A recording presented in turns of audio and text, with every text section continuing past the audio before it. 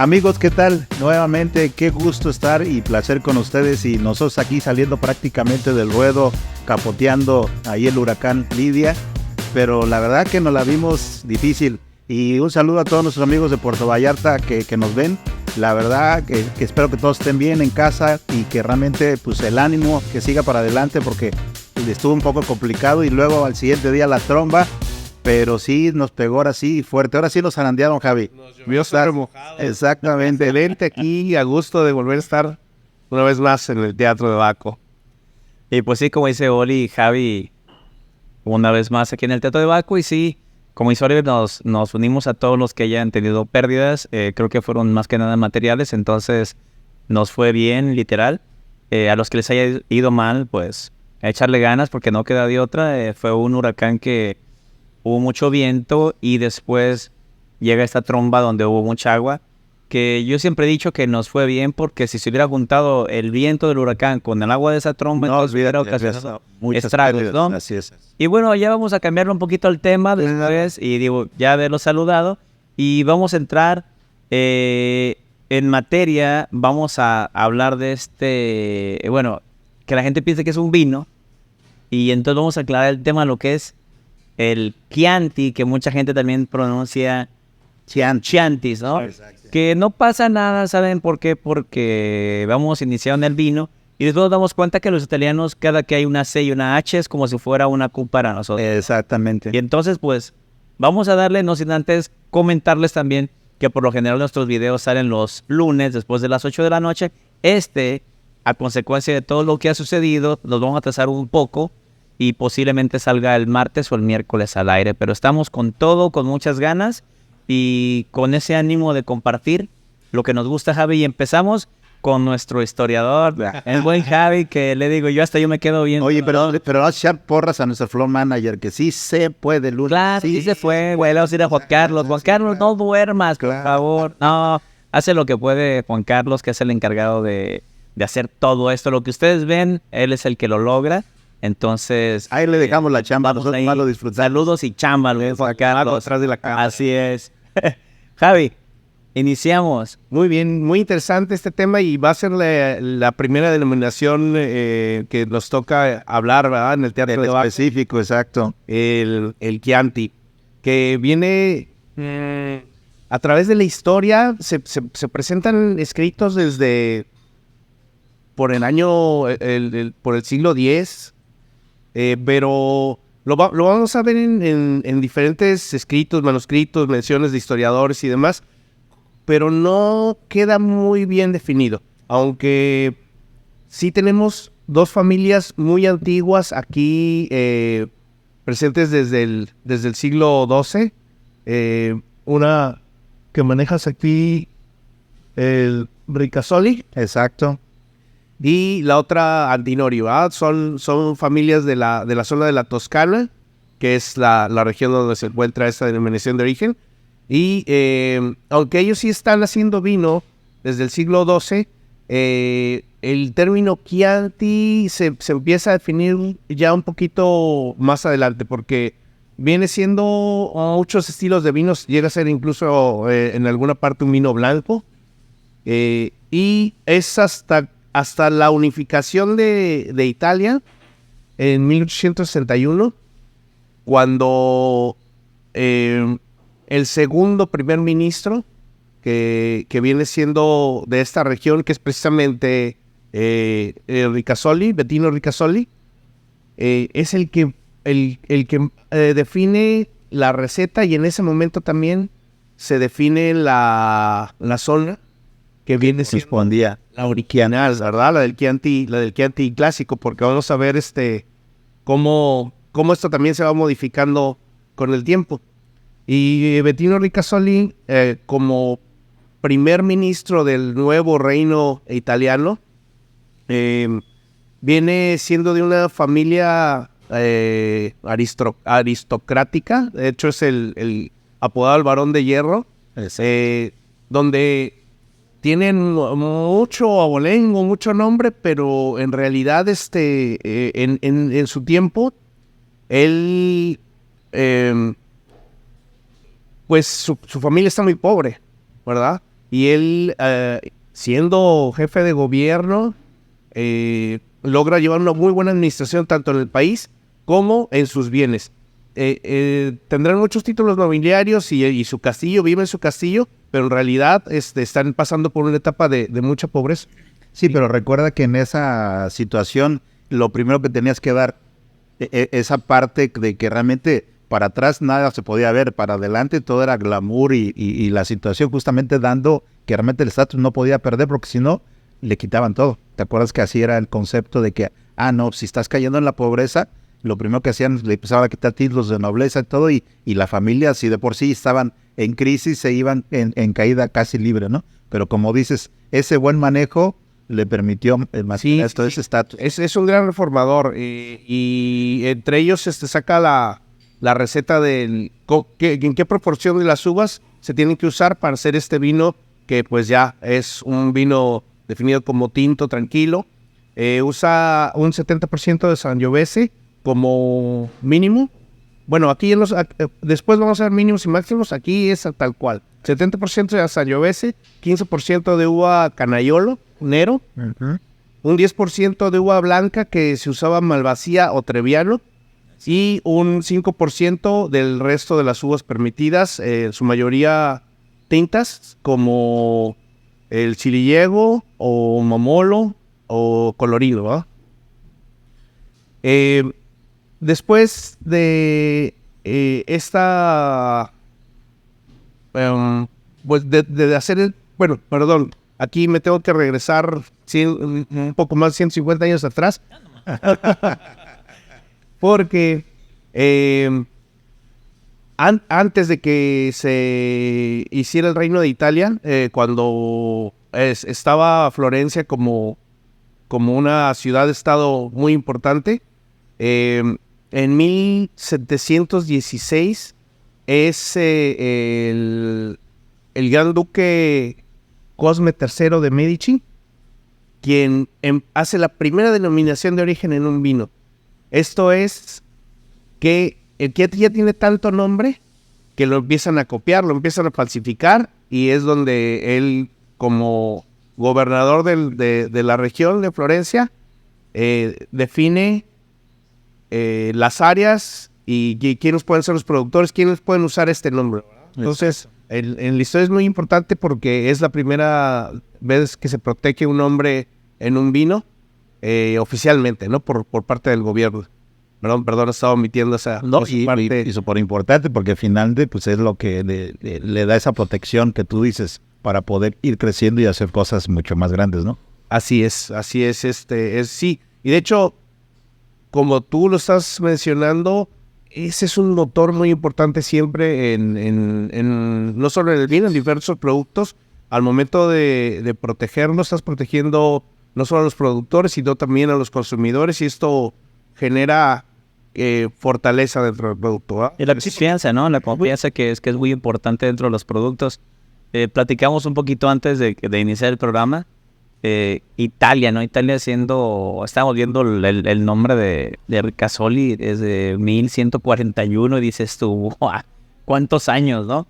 Pero entonces nos regresamos y vemos cómo Italia es de los países que juega con el tema del tiempo y suena loco y hasta ilógico cómo hasta la fecha siguen haciendo cambios dentro de métodos de elaboración, de tipos de vino. Entonces, digo, países que son tan versátiles todavía hasta la fecha, donde nosotros decimos, pues Italia es bien cuadrado. No, ahorita vamos a seguir leyendo y vamos a seguir viendo cómo Italia fue de los países que realmente que sí, empuje. Sí, que mucho empuje y sobre todo teniendo cuidado en el tema de la elaboración del vino. Oye, por eso era tan importante, pues nada más queso, pan y vino, nada más. Hacía excelentes quesos, hacía muy buen pan, entonces, pues realmente, pues, decir pobre, decías, bueno, mientras tuviera queso, pan y vino, me la llevaba tranqui y bueno, ahí la disfrutaba, ¿no? Así es, es curioso cómo, siendo en estos momentos un país relativamente joven,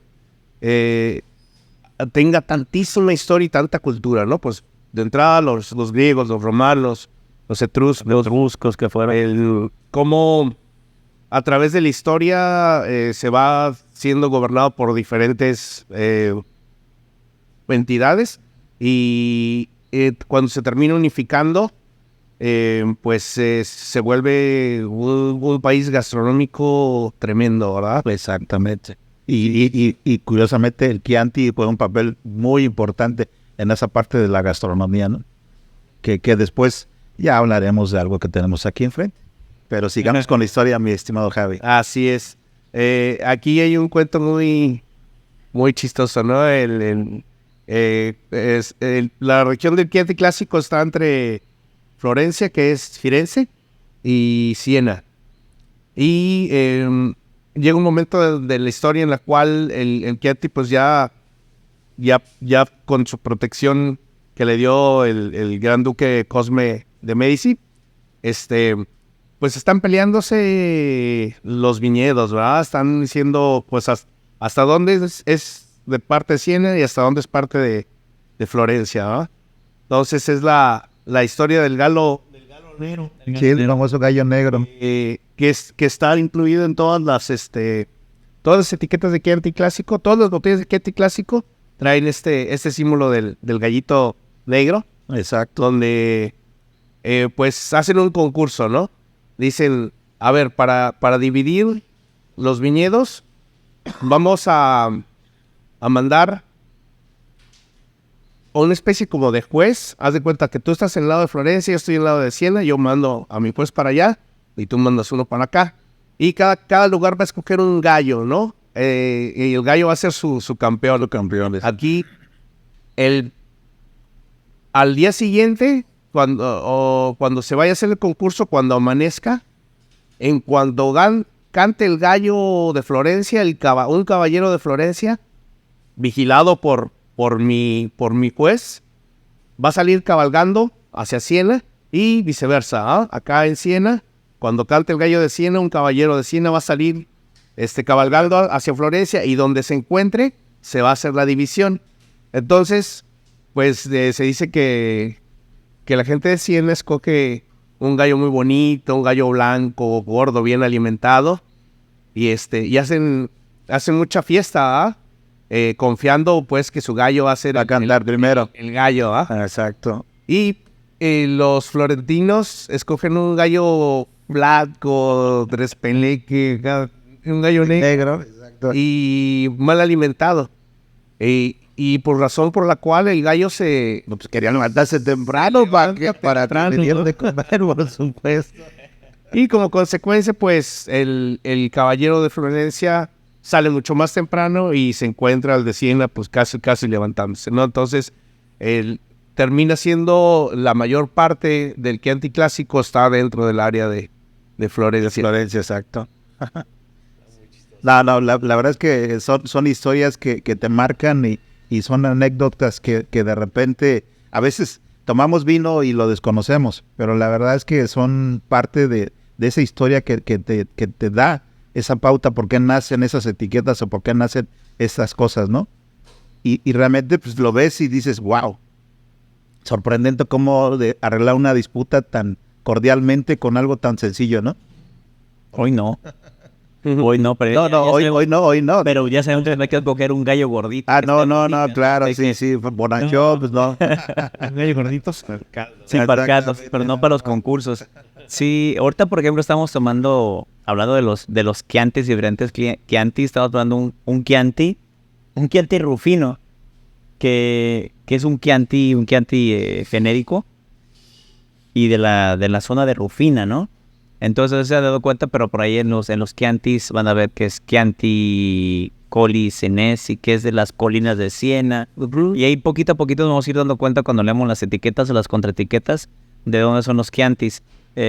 Vinos que inclusive son hechos para tomar fácil. Los italianos, sobre todo de esta región, eran los Chiantis para tomar diario.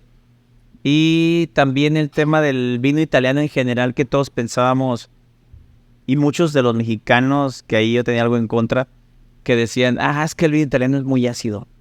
Era parte de eso también por el show, ¿no? De que también le agregaban uvas blancas. Exacto, lo que comentaba Javier al inicio, ¿no? Exactamente. Que mínimo un 70% de Sangiovese y puede tener algo de Trebbiano. Entonces, que estamos probando el día de hoy es un Chianti Es un Chianti 2020. Si lo pueden ver, muy, muy ligero. Pero la uva Sangiovese, que es la más plantada en Italia, digo, vinos muy fáciles de tomar, muy agradables, muy ricos, que van perfecto con la comida. Hablamos de la gastronomía italiana. Digo, este Chianti te lo tomas con cualquier cosa, queso, una pizza, sin ningún problema. Entonces son vinos que tienen muy buena acidez, muy poca tanicidad, pero son vinos muy agradables y frescos para...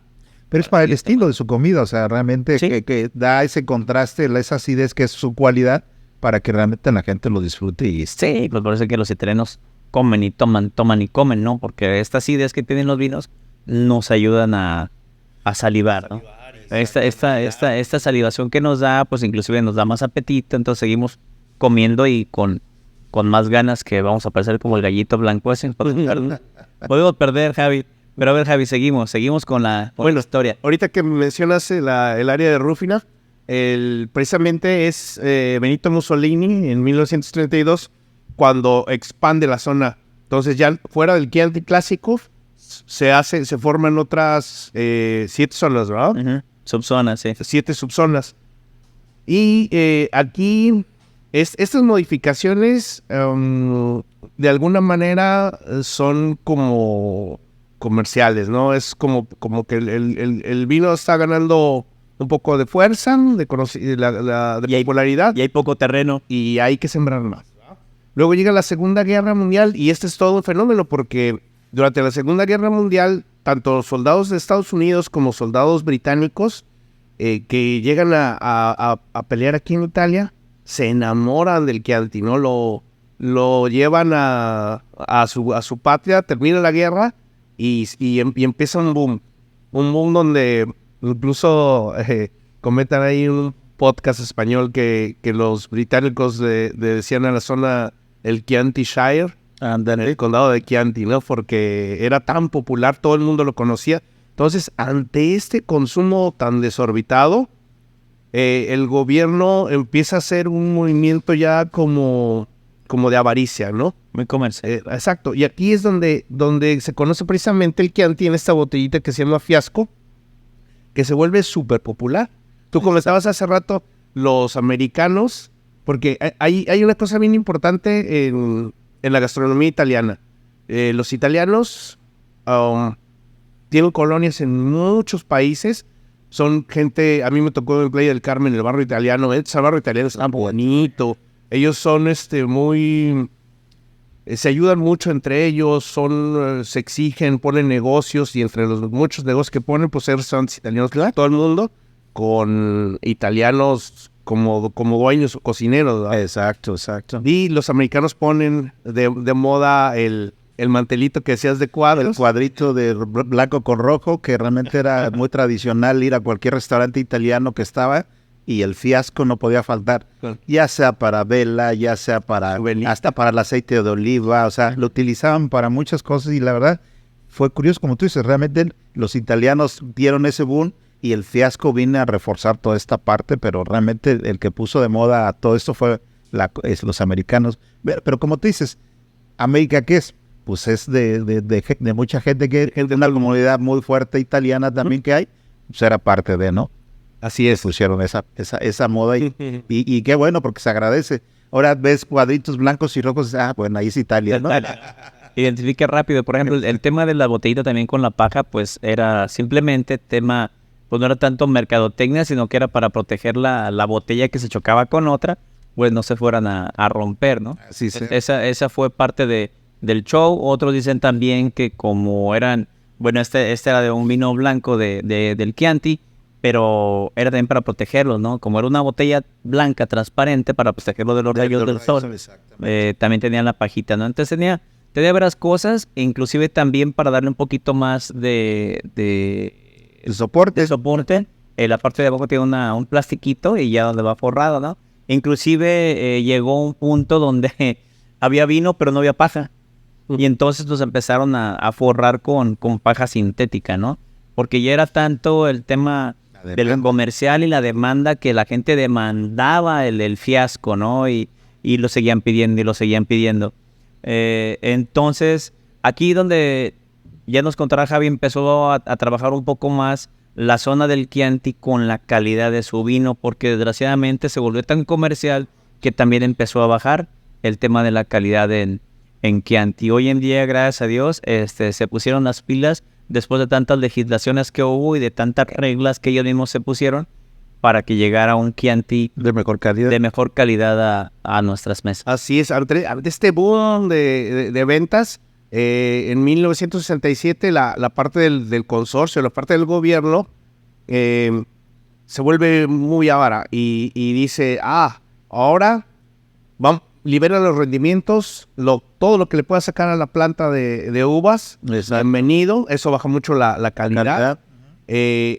Como tienen excedentes de uvas blancas, obligan a que en la mezcla haya mínimo un 20% de uva blanca en la mezcla y no permiten que se usen uvas extranjeras, uvas internacionales, básicamente francesas, y tampoco se puede usar una barrica bordalesa. Son todos botis de Eslovaquia. Eslovenia. Sí, entonces aquí productores serios empiezan a molestarse y dicen, no esto no puede ser. De hecho, ya llevaban tiempo con este mal sabor de boca. Y bueno, curiosamente, el gran reformador no se dedicaba a vender vino. Esta historia yo creo que es mi historia favorita en el mundo del vino. Es el marqués Mario Incisa de la Roqueta. Él es piamontés, se casa con una mujer que tiene una Clarice, ¿cómo se pida? Juliet. No, de la Gerardesca. Esta dama tiene una propiedad en Bolgheri, que es el Castagneto Carducci.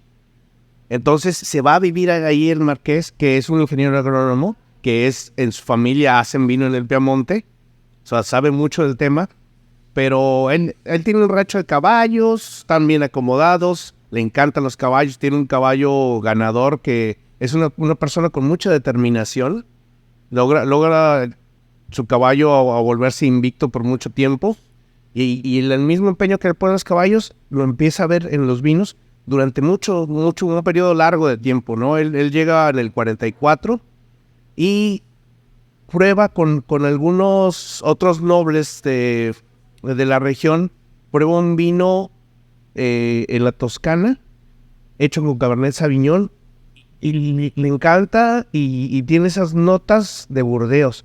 Entonces empieza a buscar sembrar Cabernet Sauvignon de su región. Primero, creo que es la familia, los duques de Salvati, los que le dan a probar este vino y de donde ponen los primeros clones que siembran en su terreno. Pero aquí viene lo más curioso. Él empieza a hacer su vino y lo empieza a hacer para consumo propio, para los amigos. Pero resulta que la hermana de su esposa se casa con Niccolo Antinori. Entonces, en ese momento es el padre de Piero Antinori. En ese momento se une su pequeño proyecto a una de las vinícolas más importantes de América, de Italia y del mundo. Claro. Entonces, su concuño, pues que lo visita y prueban el vino y dicen, wow, qué buena onda, y le presume que está usando uvas francesas. Entonces, él le trae a su enólogo, que es uno de los enólogos más célebres de la historia italiana, que se llama Giacomo Takis. En aquel momento Giacomo Takis es joven y los presenta, les interesa el proyecto y juntos viajan a Burdeos, viajan buscando a una persona que no encuentran y se encuentran con Émile Peinot. No más. Gracias, Iván. El gran motor de Burdeos, ¿no? Y bueno, empiezan a tener ciertos tratos. Él les consigue unos clones de la finca de Château Lafite. Se traen Cabernet Sauvignon, se traen Cabernet Franc. ya se había dado cuenta el marqués que en el Bulgari, a la orilla del mar, tenían un suelo muy parecido al de Burdeos y como las gravas. De hecho, el gran vino del que estamos hablando es el primer super toscano, es el Sassicaia, que el nombre Sassicaia significa tierra de piedras. Exacto. Y es igual que la región de Burdeos, que está llena de grava. De grava y pegada al mar.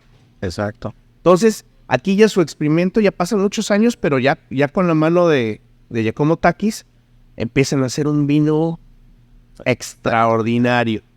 Un vino que finalmente termina saliendo al mercado, pero aquí lo bonito es la rebelión. Es el primero, él es el precursor. Y el mismo Giacomo Takis dice, yo no inventé el Sassicaia, yo lo inventé, ¿verdad? Así Es Incisa La Roqueta quien no se dedicaba a vender vinos, quien lo crea. Aquí lo sacan, Antinori lo promueve, sale en 1972 a la venta y ¡pum! No, es una afrenta contra el gobierno porque como tenía una denominación que tenía que marcar la norma, que no podía salirse de esa, no sabía la regla. Las variedades no las estaba respetando, entonces lo ponen como vino de tábola, en la parte más baja, lo sacan de la denominación, pero a ellos no les importa. Antinori ya tiene un nombre y de aquí el mercado es el que se interesa. Por ahí hay un reportero que de aquellos tiempos es muy famoso en cuestión de la gastronomía, que le ayuda mucho a este proyecto, ¿verdad? Pero por ahí, por el 75 me parece, no, en 1972, en el año en el que sale, otro grande del crítico del mundo del vino, Hugh Johnson, hace una cata a ciegas con los mejores cabernets del mundo y mete el Sassicaia. Y que no era 100% Cabernet. Que no era 100% Cabernet. Como los Burdeos. Como pasa con muchos vinos que así como el juicio de París también son Cabernets contra otros Cabernets con mezcla. Exacto. Pero en la cata ciegas gana y entonces sí se hace el escándalo, ¿no? Tras el Sassicaia, el mismo Antinori, pero aquí es Piero, es el hijo, o sea, el que viene siendo sobrino político del Marqués de la Roqueta, saca su Tignanello y de repente todos los productores o la mayoría de los productores importantes lo siguen y dicen, no, pues ahora sí que la denominación del gobierno ya nos interesa, claro. Y el mercado reacciona. Entonces es la locura porque los vinos que están en la categoría más baja son los más caros y los que más se venden. Y el gobierno queda mal. O sea, se ve obligado a hacer una reforma, pero lo más curioso para mí es que el Sassicaia nace en 1972 y la reforma se hace 20 años después, en 1992 se hace la ley Goria, donde se crea otra parte de la denominación para meter todos estos vinos, que es la indicación geográfica típica.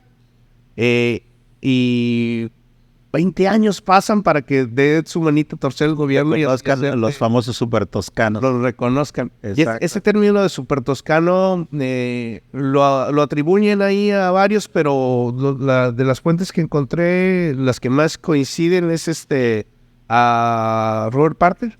Sí, fue un revolucionario en esa parte. ¿Qué le escribió? Así es, ¿no? Que le puso ahí. Lo pone como super toscanos, y super toscano en realidad no es una denominación, no es un término, no se encuentra, no hay una ley, no se encuentra la palabra en la botella. Así ser. Son vinos que en ese momento desafían a la legislación, usan barricas bordalesas, usan uvas francesas, básicamente es Cabernet Sauvignon, Cabernet Franc, Syrah y Merlot. Las que más usan. Y yo creo que Parker fue la parte más simple. Dijo, bueno, este es un vino de la Toscana, pero está superior. Entonces se le ocurrió esa parte de super toscano y fue un nombre que le dio un plus increíble, ¿no? Que hoy en día dices, cuando hablas de, pues un super toscano, dices, wow. Entonces algo que sí me va a hacer sentir, ¿no? Finalmente, ¿no? Que es una historia muy parecida que le pasó con Petrus también en su momento y rebelión, pero ya, como dice doña Juanita, esa es otra historia, ¿no? Continuemos con el Chianti. Así es. Bueno, ya para el 2013, para terminar con Sassicaia, pasa algo único en Italia. El Consejo Regulador le da una propia denominación de origen controlada al Bolgheri Sassicaia. Y esto es el único monopolio que existe en Italia. Exacto. En Francia hay varios monopolios. El más famoso es Romanée Conti. Un monopolio quiere decir que una denominación de origen tiene un solo productor. El productor es dueño de toda el área. Y le dan esta distinción tan enorme al Sassicaia. Exacto. Y bueno, de ahí empiezan a haber muchas reformas, ¿no? El Chianti empieza a evolucionar. En 1984 logra su denominación de origen controlada y garantida por primera vez. En el 96 el Chianti clásico se separa.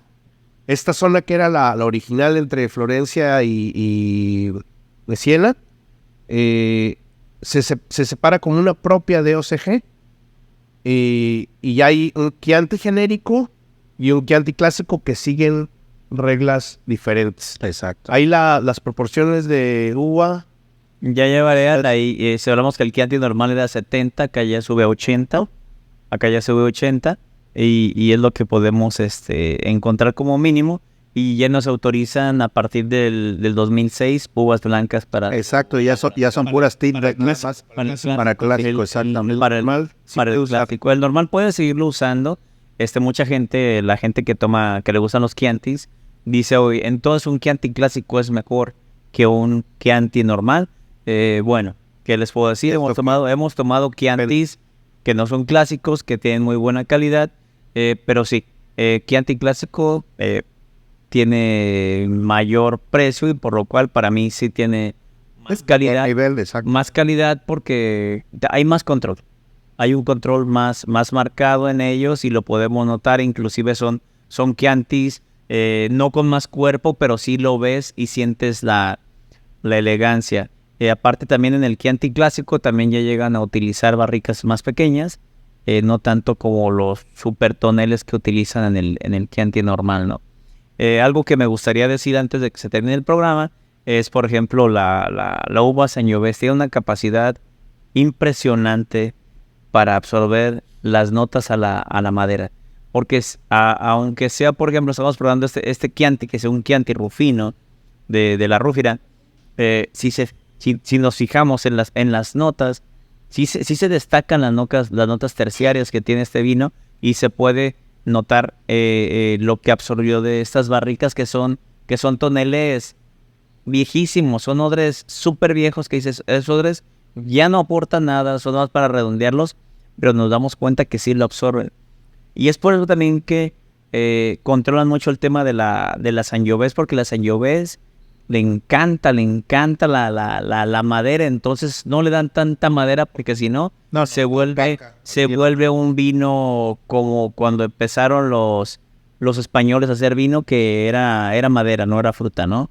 Entonces la Sangiovese es buena para chupar madera, entonces no le dan tanto en este tipo de vino, ¿no? Entonces Sangiovese también muy conocida y significa la sangre de Júpiter, ¿no?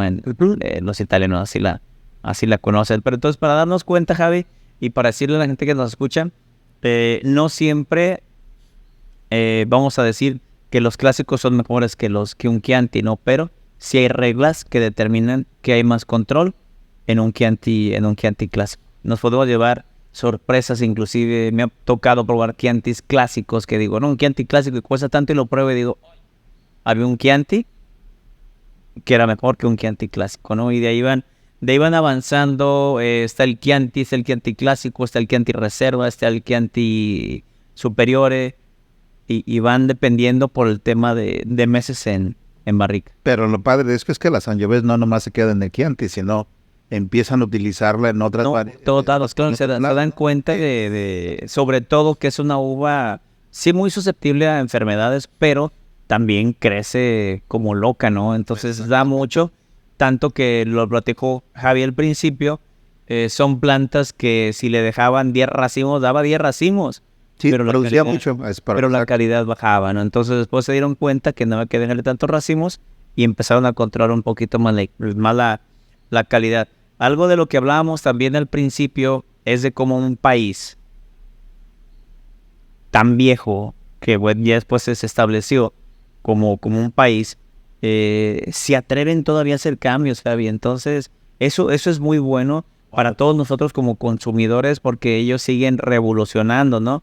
Decir, por ejemplo, que en el 2006 dijeron, ok, y el Chianti clásico ya no admite uvas blancas. Digo, 2006, un país que empezó a hacer vinos hace cientos de años. Pero como dice Javi, son legislaciones que finalmente buscan el beneficio común para ahora sí para la comuna y mejorar sus productos, ¿no? Que realmente es lo importante. Después. Y siguen, me parece que es en el 2013 cuando presentan el Gran Selección dentro del Chianti clásico, como ya otro test. Exacto. Y de repente, pues muchos productores que no estaban de acuerdo dicen, a ver, ¿qué diferencia va a haber entre un Reserva y un Gran Selección, que es el top de los Chianti? Así es. Entonces, en realidad, sí hay una diferencia, no está tan marcada, pero todavía sigue la revolución, ¿eh? Aquí, por ejemplo, Gran Selección, las uvas deben de ser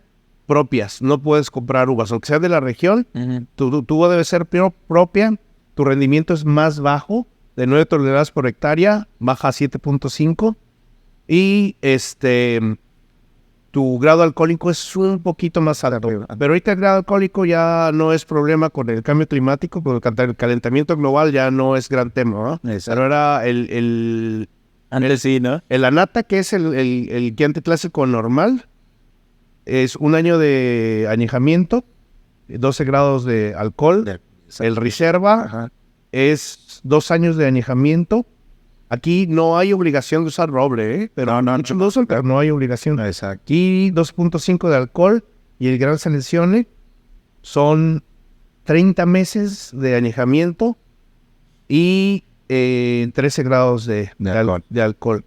Ahora, lo nuevo te estoy hablando de hace un mes que pueden anunciar que salen, son las ugas, las unidades geográficas,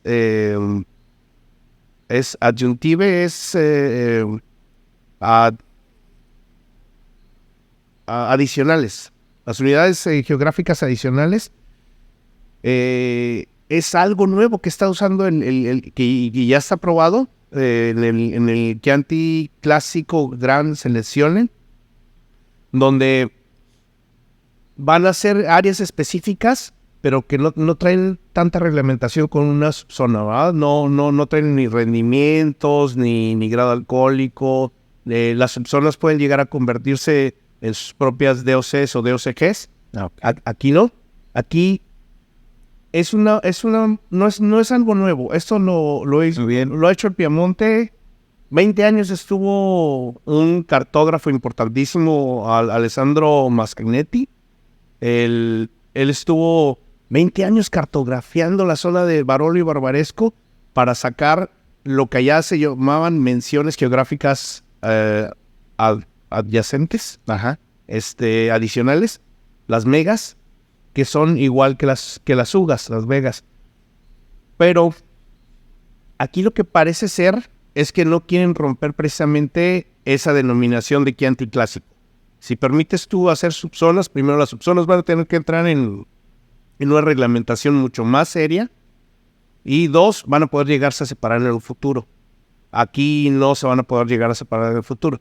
Está muy raro porque, por ejemplo, en el Piamonte, que es un área mucho más pequeña, son 181 en Barolo, son 181 megas. Y en el Chianti clásico solo son ahorita por el momento 7, 8, con 3 son 8 y 3 están a futuro. A futuro también en las botellas del 2027, el Chianti clásico Gran Selección tiene que tener 90% de uva Sangiovese. Entonces, como dices, siguen Esa y siguen. revolución, claro. Es la primera denominación de origen que hubo, la primera vez que protegen un vino, y es el vino que más ha estado modificándose. Uno diría, Italia es como Francia tradicionalista. No. ¡Wow! Tiene de todo, ¿verdad? Sí, ser. El Chianti viene siendo como la zona del Languedoc-Roussillon en Francia, ¿no? Que va revolucionando. Sí, sean paradigmas. No se salen mucho de su estilo, pero sí buscan un poquito más de calidad en sus productos, ¿no? Entonces se respeta y se agradece sobre todo, porque lo hemos visto, vimos lo que sufrió los super toscanos, digo, porque sí le sufrieron, porque imagínate que tú salgas con algo revolucionador y aparte, sobre todo, novedoso y con calidad, y que te digan, no. Pero el que originó la revolución tenía ese poder para poderlo hacer y tuvo la osadía de hacerlo, ¿no? Sí, o sea, entonces hoy en día, por ejemplo, esta zona del Chianti ha revolucionado tanto y se le agradece que es por eso de los vinos más vendidos en Italia y en el mundo, ¿no? O sea, exacto. Chianti es conocido por todos lados. Al que le digas Chianti, lo ubica rápidamente, ¿no? Y muchas de las veces ubicamos los Chiantis ligeritos de tema, pero ya cuando probamos un Chianti superior, hacemos con esta, ¿no? O por ejemplo, o pensamos que todos los Chianti son o todos los vinos de Chianti son tintos, no, también tienen blancos, rosados incluso. Exacto, entonces hoy en día nos damos cuenta que hay vinos blancos también en la región de Chianti, pero porque ahora ya los pueden hacer blancos. Antes había tanto blanco, si nos regresamos un montón de años, dijera Javi, vamos a regresar unos 300, 400 años, se plantaba más uva blanca que tinta. Exacto. Entonces cuando empieza a cambiar, cuando empiezan a ver que hay más propiedades en el vino tinto que en el vino blanco, empiezan a cambiar las plantaciones, ¿no? Y yo creo que por eso les quedó un montón ahí de uvas blancas rezagadas en Chianti y dijeron, pues ¿qué hacemos?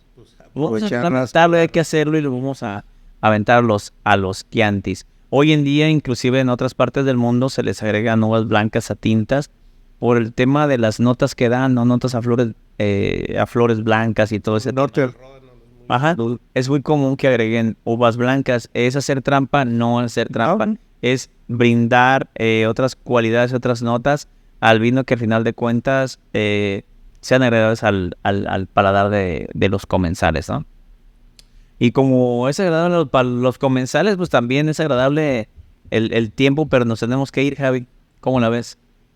¿Algo con lo que quieras terminar, Javi? Sí, ahorita que hablas de esas prácticas extraordinarias, por ejemplo, usar uvas blancas para darle una calidad, una característica al vino tinto. Aquí en esta parte de la Toscana era muy usado el gobierno al uso toscano, donde de tu misma cosecha vas a cosechar y a macerar parte de las uvas para hacer tu vino tinto, pero otra parte la vas a poner a secar para hacer uva pasa. Ya adelante, cuando esté la fermentación de tu primer gran bloque, cuando esté terminando esta parte de la fermentación, vas a agregar las pasas para hacer reactivar la fermentación. En realidad no es una segunda fermentación, lo que hacen es reactivarla. Y esto le da ciertas características al vino. Aquí ya en el Chianti clásico ya no lo acepta. El Chianti normal sí puede seguir usando el gobierno, pero el Chianti clásico ya no está permitido. Pero sí era pues no son trampas, son estilos, ¿no? Claro, exactamente. Para mejorar siempre, ¿no? Claro, para mejorar. Sí, está suave porque hay inclusive le da otro sabor, le da otras notas y otras características, ¿no? El utilizar y el activarlo reactivar por el tema del azúcar. Le metías uvas ya de estos risotos, ¿no? Y ya lo activabas, literal, quitar las levaduras y que se estaban ya muriendo y lo revivías literalmente. Y la belleza de con las mismas uvas hacer tantos vinos tan diferentes. Y perdón, si ven que saludamos y todo así, recuerden que estamos grabando en vivo, estamos en Viña y Salvatores y van amigos pasando, ¿qué podemos hacer? Saludamos, ¿no? Estamos en Puerto Vallarta, una ciudad hermosa donde tenemos muchos amigos, gracias a Dios, entonces saludamos por todos lados, perdón. Pero bueno, Oli, ¿nos vamos? No, sí, digo yo, me encantaría tener un trozo aquí en Pecorino para disfrutar ese extraordinario Chianti, pero bueno, en otra ocasión será, pues agradecerles como siempre y que sí nos sigan ahí dando sus opiniones, sus puntos de vista y preguntas. Recuerden, aquí estamos, ya sea para ampliárselas o aclararlas. Para ampliárselas. Sí, ampliarlas más, ¿no? Eso. Y bueno, y recuerden que posiblemente este video, este podcast lo vayan a ver no el lunes, sino el martes, miércoles. Le vamos a meter un poquito de presión Yo a sé Juan que Carlos, sí se que le puede, mandamos saludos a sé Juan que Carlos. puede. Gracias por estar siempre detrás de las cámaras, siempre no se ve, pero está ahí. Entonces agradecerle a él, agradecerles a ustedes por vernos todo el tiempo y recuerden seguirnos, darnos likes y hagan preguntas porque recuerden que esto lo hacemos para beneficio de todos. Esto los beneficia a ustedes y a nosotros también porque seguimos creciendo y sobre todo impulsamos lo que nos apasiona, que es servir. Ahí pues nos vamos. Salud y gracias a ustedes. Como siempre. Salud.